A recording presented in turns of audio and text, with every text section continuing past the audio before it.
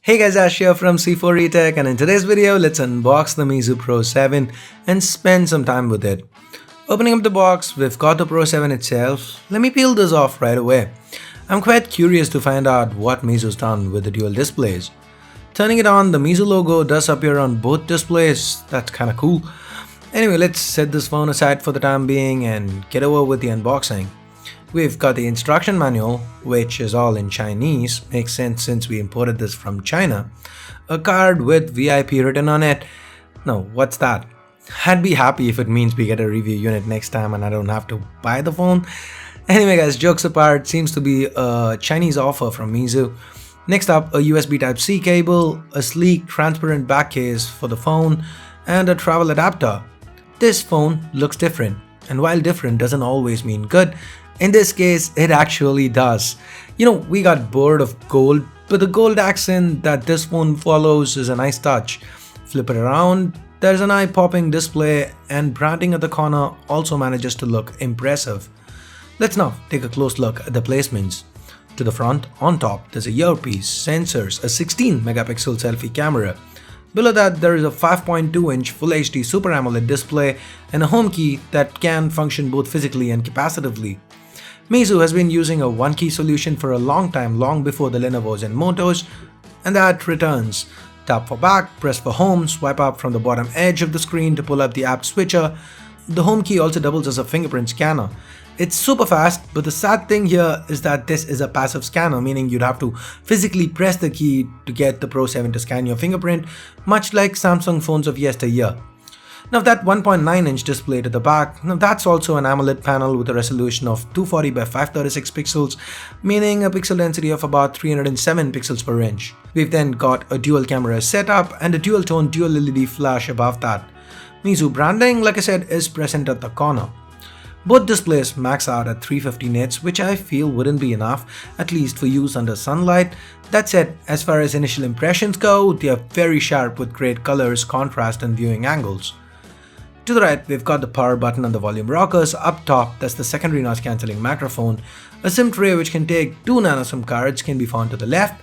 The loudspeaker, Type-C port, primary microphone and the 3.5mm headphone jack reside at the bottom.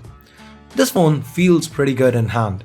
At 7.3mm, it's extremely thin. The 163-gram weight seems evenly spread. The all-metal body offers decent ergonomics, even lets you use it single-handed thanks to the relatively small display and a high screen-to-body ratio. Moving on, the Meizu Pro 7 is powered by the Mediatek Helio P25 chip. Now, yes, it's a Mediatek chip, but let me finish. Don't close the video already. Anyway, that's 8 A53 cores in 2 clusters, one clocked up to 2.6 GHz each and the other clocked up to 1.6 GHz each, coupled with a Mali T880 GPU, 4 GB of RAM and 64 GB of onboard storage. All this is powered by a 3000 mAh battery. There's support for Meizu's M-Charge 4.0 for rapid charging. All the basic sensors are present and there's even hi-fi audio thanks to the presence of the Cirrus Logic CS43130 chip that includes a DAC and an amplifier for enhanced audio experience. With that, let's talk software. The Pro 7 runs on Flyme OS 6.1 based on Android 7 Nougat. There's a lot of bloat, but the good thing is that they can be uninstalled. Flyme has a few new features built in: screen recording, VPN, blue light filter, handy toolbox to name a few. We do get an easy mode similar to the one found on Galaxy phones. It is worth mentioning that the Pro 7 does not come with Google Apps out of the box. That said, it was quite easy to sideload the Play Store. We just followed the same method we used to install Google Apps on MIUI 8 running on Marshmallow. Here's a card to that tutorial, do check it out. The interface itself is quite snappy, no visible lag in the few hours that I spent with it. Some first-party apps like Security and Theme Store might prove to be useful for a lot of you. Let's now talk about one of the main selling points of this phone, that secondary display to the back. It kind of sets the entire phone apart, right? What do you guys think? Let me know in the comments below. Anyway, swiping up from the bottom opens up the camera app. There are 3 modes: Original, Beauty and Blur. Tap and a timer counts down and a pic gets snapped. Additionally, you can also activate it from the camera itself. In this case, you can't tap and take a pic, but use the volume rockers or hunt for the key on the primary display. Using the rear camera to click selfies, it's a whole new idea, and honestly, I'm impressed. From the default page, swiping to the right brings up the step count and the weather information, and yeah, obviously you get to view notifications, charging status and so on. Meizu's also given some room for customization.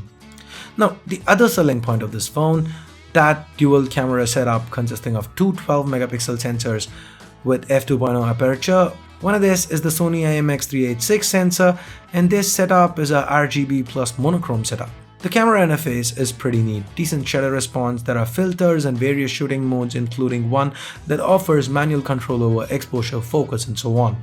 The pictures themselves are good. These are actually shot using the rear camera setup with the help of the second display.